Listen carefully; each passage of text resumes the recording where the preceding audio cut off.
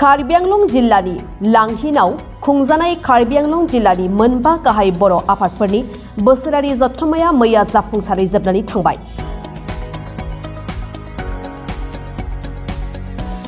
मेघालयनि बारग' केबिनेट मन्त्री डक्टर कपिल चन्द्र बरुवा बे जथुम्मानि थामथि साननि बेखेवनाय हाबाफारियाव बाहागो लाफैदों।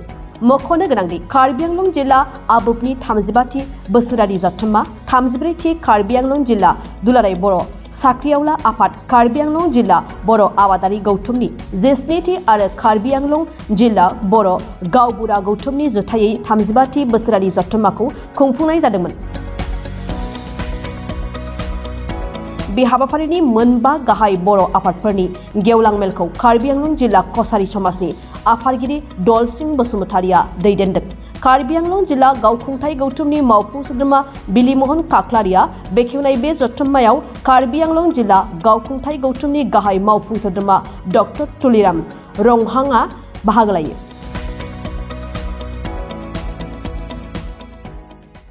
गिबियावनो नोंथांमोननि चेनेलसिम आं साबायखर बावहरबाय।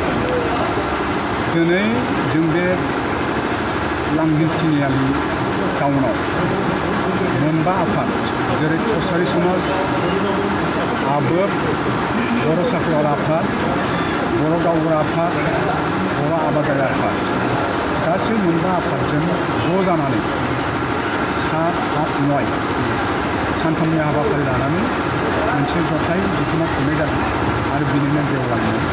बे गेवलां मेलाव जोङो गाहाय आलासि हिसाबै चिफ गेस्ट हिसाबै कार्बि आंलं अट'नमास काउन्सिलनि मानगोनां CM डक्टर तुलिराम रंहांखौ लिंहरदोंमोनब्लाबो बिथाङा माखासे उसुबिदानि थाखाय फैनो हायैयाव बिथाङा गावनि जायगायाव land and revenue incharge EM मानगोनां मुस्रि अमर सिंह टिस'खौ गावनि जायगायाव थिनहरदों। जों बिथांखौ गाहाय आलासि हिसाबै लानानै जों दिनै बे मेलखौ मोजाङै खुंलांनो हादों। बिथाङा गावनि बिबुंथिनि गेजेरजों सेलाबर रिजार्भआव फ्राय 73 इयार्स हा पाट्टा मोनालासिनो बेयाव थानाय रायजो राजाफोरा खालि बर'ल' नङा गुबुन हारिनिबो मानसिफोर दङ। कार्बिफोरबो दं, फारसेथिं आदिबासि बिथांमोना जेबो सुबिदा मोननो हायाखै।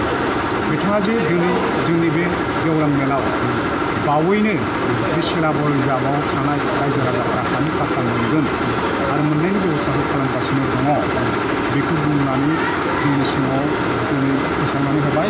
बेखायनो जों बेनि थाखाय जोङो बिथांजों लोगोसे कार्बि आंलं अट'नमास काउन्सिलनि मानगोनां CM डक्टर तुलिराम रंहांनिसिम जों कार्बि आंलंनि गासै बर' मोखां आफादफोर लोगोसे बर' रायजो राजाफोर लोगोसे आरो मेघालयनिफ्राय मोजां मोनदों। जों जोबोद खुसि मोनदों जे मेघालयनि मोनसे समनि मन्त्रि डक्टर कपिल चन्द्र बरुवा जोंनि बे मेलाव जर'खा आलासि हिसाबै फैनानै बिथाङा गावनि बिबुंथिनि गेजेरजों गोबां बेसेन बह्रा बाथ्रा बुंलांबाय जे जोंनि बर'फोरा जेरावखि थाया मानो माने इनक्लुसिभलि कालेक्टिभलि खामानि मावलांनांगौ।